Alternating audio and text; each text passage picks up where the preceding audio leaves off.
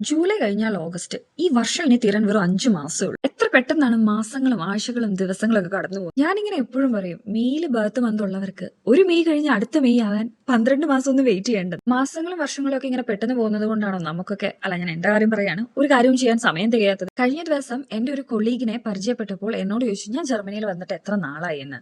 അപ്പോഴാണ് ഞാനും ആലോചിക്കുന്നത്, ഞാനിവിടെ വന്നിട്ട് 3.5 വർഷമാവും. ഈ ഒരു 3.5 വർഷത്തിൽ വന്ന സമയത്തെ ഒരു 6 മന്ത് കുറച്ച് ഹാർഡ് ടൈം ആയി. പെട്ടെന്ന് ആദ്യമായി ഒരു പുതിയ രാജ്യത്തേക്ക് വന്നതിന്റെയും പിന്നെ ലാംഗ്വേജ് അറിയാത്തതിന്റെ പ്രശ്നങ്ങളും. പക്ഷെ ഇപ്പൊ അതൊക്കെ ഓർക്കുമ്പോ ദൈവമേ, ഇതൊക്കെ ഒരു 2 മാസം മുന്നേ നടന്ന കാര്യങ്ങൾ പോലെ. പക്ഷെ ഈ ഒരു നാടിനെ ഒരുപാട് നല്ല കാര്യങ്ങൾ പഠിപ്പിച്ചു കേട്ടോ. അതായത് നഴ്സിംഗ് പഠിക്കുന്ന സമയത്ത് ഞാൻ വിചാരിച്ചിരുന്നു, ഇത് എന്നെ കൊണ്ട് പറ്റിയ ഒരു പ്രൊഫഷനാണ്. ഈ പറയുന്ന എത്തിക്സ് ഒക്കെ കീപ്പ് ചെയ്ത് എത്ര നാൾ വർക്ക് ചെയ്യാൻ പറ്റും. അത് കഴിഞ്ഞ് ഇവിടെ വന്നപ്പോൾ 100-150 കിലോ ഉള്ള പേഷ്യൻസിനെ ഹാൻഡിൽ ചെയ്യുന്ന സ്റ്റാഫിനെ കണ്ടപ്പോൾ ഞാൻ വിചാരിച്ചു, ഇതുപോലൊക്കെ ഞാൻ എങ്ങനെ വർക്ക് ചെയ്യുന്നു. പിന്നെയാണ് ഇവരൊക്കെ ലൈഫിനെ തന്നെ ഒരു കോമ്പറ്റീറ്റീവ് സ്പിരിറ്റിലൂടെയാണ് കാണുന്നത് എനിക്ക് മനസ്സിലായത്. ജർമ്മനിയിൽ വന്നാൽ എക്സ്പീരിയൻസ് ഒരു പ്രശ്നമാകില്ലേ, അതുകൊണ്ട് നഴ്സിംഗ് കഴിഞ്ഞ് 2-3 വർഷത്തെ എക്സ്പീരിയൻസ് ഒക്കെ കഴിഞ്ഞ് ലാംഗ്വേജ് പഠിച്ചിട്ട് വരാൻ നിന്നാൽ ഈ പറയുന്ന സമയക്കുറവ് കാരണം തന്നെ പല കാര്യങ്ങൾ ചെയ്യാതിരിക്കുകയും പിന്നീടത്തേക്കായിട്ട് മാറ്റി വെക്കുകയും ചെയ്യുന്ന കാര്യങ്ങളൊക്കെ ചെയ്യാൻ ഈ പറയുന്ന സമയം ഇനി കിട്ടിയെന്ന് വരില്ല.